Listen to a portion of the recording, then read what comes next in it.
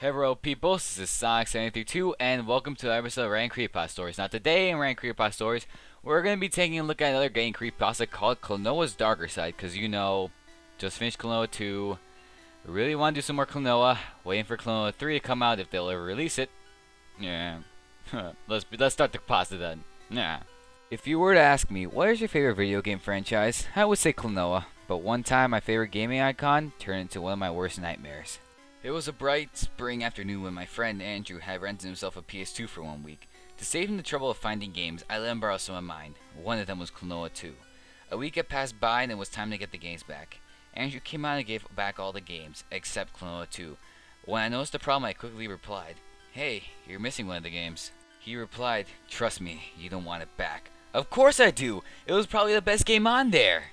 He gave in and gave the game back. Andrew told me to never play it, and if I did, don't play it again. Soon after, I had to go in for dinner. Quickly after, I went to my room and popped the game in, just to see what he was talking about. It started out normal, except there was a fourth profile called Dontu. I soon selected the stage. Klonoa looked very evil, as his blue clothing was now red, he was covered in blood, and his eyes were empty, like Herobrine. Even more weird, when he would destroy an enemy, the foe would be bleeding on the ground dead.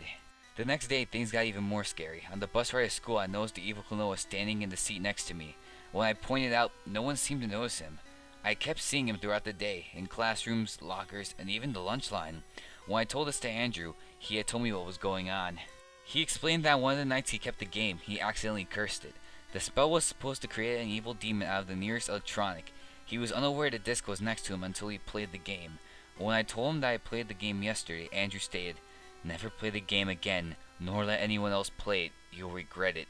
Andrew then elaborated on how the evil Klonoa was stalking me and trying to tempt me to play the game. 3 days had passed of the evil Klonoa following me around trying to convince me to play the game. But on day 4, he wasn't there. I thought that maybe he'd given up and I was free from this nightmare. But it was only beginning. Late that night, I saw my little brother, Jack, pop the Klonoa 2 disc into the console. This confused me because Jack hated the game a lot. When I asked him why he was trying to play the game, he stated, "A demon-looking Klonoa told me to or else I'd be killed." Here I knew the demon was only gone against someone who wasn't aware of the curse.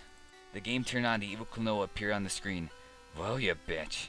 You try to resist me and now your brother will meet his end," said the evil Klonoa in his dark voice. Suddenly, demon claws came out of the controller and grappled my brother's hands, causing loads of blood to pour out. I ran in the console trying to turn it off, but I quickly froze in my tracks, unable to move. A current suddenly stuck Jack in, tearing his body apart in the bloody mess. The demon then stared at me as I gained my strength movement back. Suddenly, I was being pulled in. I noticed the baseball bat and grabbed it. I whacked the TV down and quickly unplugged it. While I was safe, Jack was gone. I then noticed he was missing on a pic of our family. I inferred that he was erased from existence. I took the game out of the console and attempted to destroy it. I bashed it, burned it, and even put a saw through it, but nothing worked. Not even a single scratch or mark appeared on it. Just a perfect disc. I realized if I couldn't destroy it, I could get rid of it. So I went down to the Family Dollar and threw it into the dumpster. I made my way out home and I saw the evil Klonoa one last time. "It was fun killing you. Now my disc will lead me to the next target," he said before he blew away into dust. It's been 2 years since it happened to me, and Andrew and I have seen no sign of the evil Klonoa or my brother.